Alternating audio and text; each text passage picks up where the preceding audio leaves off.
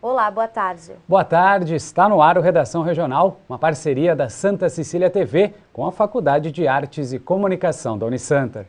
A gente começa o programa de hoje falando sobre saúde. No verão, aumentam os casos de conjuntivite, mas com alguns cuidados básicos, você pode evitar a contaminação. Tatiane agora está bem, mas durante 7 dias ficou com conjuntivite. Começou com uma vermelhidão bem fraquinha e depois, conforme eu ia piscando, parecia que tinha um corpo estranho. De repente começou a lacrimejar, né, aquela secreção. Então aí eu já fiquei preocupada e já fui procurar o médico. No dia seguinte já estava no outro olho? Já. Aí no dia seguinte começou os mesmos sintomas no outro olho. E aí eu fui no oftalmologista de novo. A preocupação da jornalista era não faltar no trabalho, por isso tomou alguns cuidados extras. Eu sempre tive a mania de usar o álcool gel, né? Então eu continuo com o álcool gel. E na fase que eu estava com conjuntivite, eu passava o lenço descartável no olho para secar. Eu passava compressa de água gelada, usava o colírio, o remédio colírio para lubrificar. Então, com esses cuidados, eu tinha aqui em casa separada a minha toalha, a minha fronha. Então, ninguém daqui pegou e também ninguém do meu trabalho pegou. Nos 6 primeiros meses do ano passado, quase 80 mil pessoas contraíram conjuntivite em todo o estado de São Paulo. E o que os médicos alertam é que esta época do ano é bem propícia para o contágio. Então, nessa fase de verão, uma das coisas muito comuns, muitas vezes, o indivíduo, por exemplo, um excesso de praia. Nós temos o fototrauma, o excesso de luz, o ambiente que muitas vezes não é bom pela própria areia, o mar por muito tempo, piscinas. Aí, nós podemos ter o quadro por essa exposição, uma irritação, que é uma conjuntivite, e podemos ter as contaminações. Muitas vezes você entra em contato, até o próprio suor da pele favorece a presença de mais bactérias, favorecendo a autocontaminação. O especialista explica também que é possível prevenir a conjuntivite, que nada mais é do que a inflamação de uma parte do olho. Limpar muito bem o bordo palpebral, porque a oleosidade da pele favorece isso. Evitar o contato das mãos constantemente nos olhos, coçando, porque o indivíduo contaminado, ao estender a mão e cumprimentar a outro, pega. Então, lembrar que os olhos são delicados, evitar levar as bactérias ao local. E se mesmo assim tiver os sintomas? Primeiro, evitar a automedicação. Ele precisa procurar um especialista, nem que seja no nível de pronto-socorro, para saber que tipo de conjuntivite. Se deve usar anti-inflamatórios, analgésicos locais e ou não o uso de antibióticos, ou só paliativos em si. Durante o final de semana, a Prefeitura de Santos realizou uma força-tarefa para fiscalizar as casas noturnas da cidade. Elas tinham um prazo de até 28 de fevereiro para entregar a documentação necessária para o alvará. 7 estabelecimentos foram fechados. Os 7 fiscais da Prefeitura verificaram se as casas noturnas de Santos apresentavam o auto de vistoria do Corpo de Bombeiros atualizado.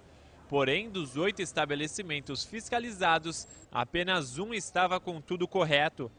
Na sexta-feira, 7 locais foram embargados, 5 no centro de Santos e 2 no José Menino. Todos tiveram que fechar as portas por causa da falta da documentação. Algumas casas noturnas estavam abertas no momento da ação. Agora, os proprietários precisam regularizar a situação para que outros documentos emitidos pela Prefeitura, como o auto de vistoria de segurança e o alvará de licença, sejam entregues. Os donos dos estabelecimentos alegam que o tempo para a emissão é demorado. Esse documento que eles estão pedindo para mim, esse AVCB, que é do bombeiro, ele não é da Coqueluche, a Coqueluche está toda correta. Ele é do prédio todo, certo? Só que a gente precisa trabalhar, certo? E esse documento está em andamento, está em pesquisa. A Força-Tarefa contou com o apoio da Guarda Municipal e da Polícia Militar. A mudança na lei seca provocou aumento no número de corridas de táxi durante a noite em Santos. O Sindicato dos Taxistas confirma o crescimento na procura. Bebida e direção todos sabem que não combinam, Mas durante uma volta no centro de Santos, onde estão as principais baladas da cidade, flagramos muitos jovens ingerindo bebidas alcoólicas. O perigo é como eles vão voltar para casa. Durante o período que estivemos lá, também gravamos muitas pessoas chegando de táxi. Segundo o Sindicato dos Taxistas de Santos, o movimento noturno aumentou cerca de 20%. Quem vai para a balada, ou vai para uma festa, ou para um casamento, que ele sabe que ele já vai beber, ele já tem a preocupação de se prevenir e pegar um táxi, ou ir com um colega que não vai beber. Então essa conscientização nós já estamos sentindo que está chegando na cidade de Santos. Agora a tolerância é zero. O motorista autuado responderá por infração gravíssima, terá que pagar uma multa de quase R$2.000 e perderá durante 1 ano o direito de dirigir, além de ter o veículo recolhido. Esta empresa de radiotáxi também percebeu o aumento no uso do serviço durante a noite. Dos 110 veículos da frota, cerca de 50 atuam na madrugada santista. O pessoal da noite tem feito mais corridas e tem lucrado um pouco melhor, né? Nas ruas, os taxistas avulsos dividem opiniões. Alguns ainda não sentiram no bolso o aumento nas corridas. Melhorou um pouquinho, não vou dizer mais ou menos uns 20%, uns 15%. Em 3 horas da manhã sempre tem as corridas, as meninas tudo de fogo aí, São Vicente, Praia Grande, sempre dá um dinheiro. Pra mim acho que não, viu? Pra mim eu acho que não, porque quem vem curtir, vem outra pessoa para levar carro, tudo, né? Um não vai beber, leva todo mundo. Continua a mesma coisa, cara. Os caras enchendo o focinho, não tem comando nenhum. E pra nós não melhorou em nada. Giovana, já tenho notado entre os meus amigos que eles estão optando em sair de táxi. É uma atitude muito importante, né, Renan? Cada vez mais as pessoas deveriam aderir à prática. E na internet? Qual o destaque de hoje? Então, hoje eu vou falar de uma promoção. É o concurso cultural da Santa Cecília FM. Basta entrar no Santa Portal, preencher o formulário e torcer para ganhar CDs e DVDs da cantora Maria Rita. Participe! Até 19 de maio, o público pode conferir a exposição Eu Vi Uma História, no Sesc Santos. Arte Popular e Naif estão na mostra, que também conta com uma programação especial com oficinas educativas. O destaque da exposição é esta máquina aqui, que é conhecida como geringonça, com mais de 40 anos. A obra do mestre Molina retrata a vida na roça. Com um mecanismo simples, o motor gira e movimenta diversos bonecos feitos de madeira e gesso.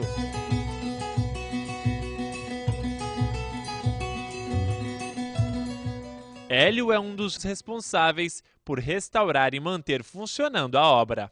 São pequenas cenas com movimento. Daí ele chamava de geringonça, né?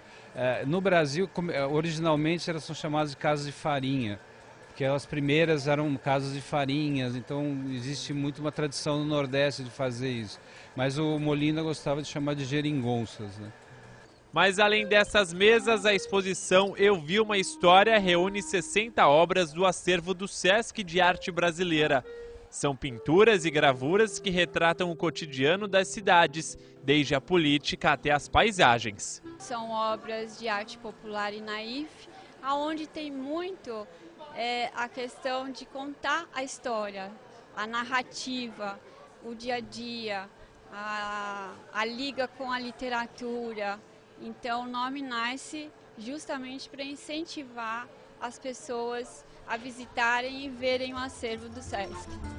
Além dos quadros, a exposição também traz obras educativas e que o público pode participar, como esta lousa, onde é possível acrescentar desenhos, ou esta outra, onde você pode brincar com as palavras.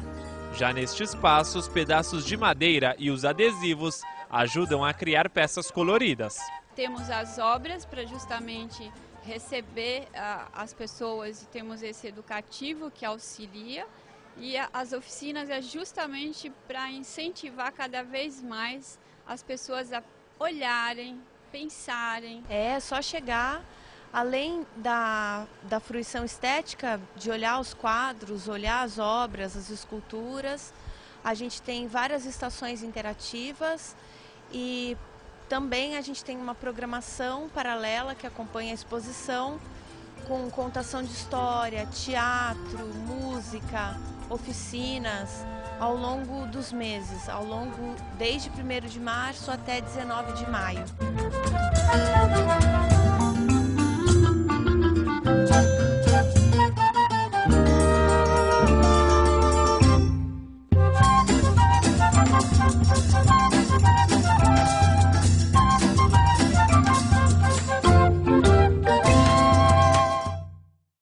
Legal, hein, Giovana? A Santa Cecília TV deixou a sua marca na exposição. É isso aí. E a entrada é gratuita. O Sesc fica na rua Conselheiro Ribas, 136, na Aparecida, em Santos. O Redação Regional fica por aqui. Nós voltamos amanhã, às 1h15. Até lá. Bom início de semana. Até lá.